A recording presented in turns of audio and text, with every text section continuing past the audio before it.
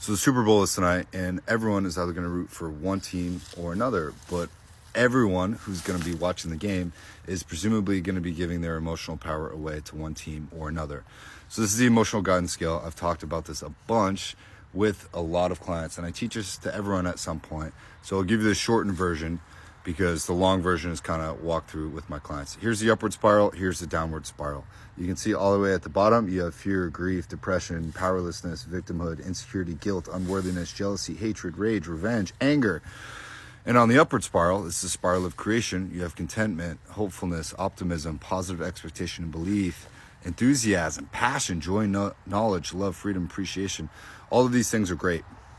But what happens when you watch sports, you're giving your emotional power away to the point where if your team loses, if your player loses, if the outcome that you want doesn't happen, guess what? You're going to find yourself down here probably for a day, a week, a month, maybe a couple months, right? When I used to watch sports, which I no longer do, I was probably down here for like 6 months when the Patriots went 18-0 and then lost in the Super Bowl. I was super depressed. And then I read a book called The 5 Levels of Attachment. And that book completely broke my addiction to sports, right? Coming from a Boston guy. I no longer watch sports. I don't care. I don't give my emotional power away.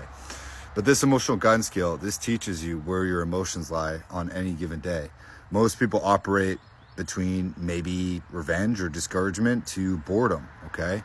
And if you want to create anything positive in your life, you want to create a business, if you want doors to open up for you, if you want opportunities to land in your email, checks to come in your inbox, you want to be a great manifester, you have to operate up here. But it's really difficult to stay up here because life is life and it's inevitably going to knock you all the way around this. And what happens is most of us give our emotional power away to other people, to sports teams, to jobs, to our partners, to our dogs, to our friends, to our family, because we have expectations that they're going to make us happy. Hey, this other person is going to make me happy. This other person is going to fulfill me. And we give our emotional power away to somebody else so that they can bring us up these little ladders, this little spiral. And then what happens when you break up or you lose a job or the outcome that you want doesn't happen? You fall all the way down here, probably to the lower spiral where you give all of your power away. This is why I teach people that you are not a victim, because when you act like a victim, when you act like you have no power, you give all of your power away. You have no ability to create. You might be getting attention and empathy from your friends, but only for a short period of time. You being a victim for any kind of extended period is a no-go. You're not a victim.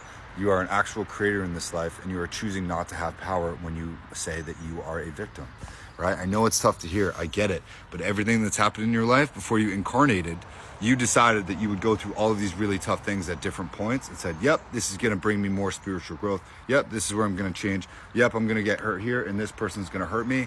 And that way I'll learn and I'll change and I'll eventually go and I'll do this path. Your job here is to spiritually evolve. Your job here is to interpret your emotions as guide points and wave points so that you can maneuver through life in an effective and productive manner.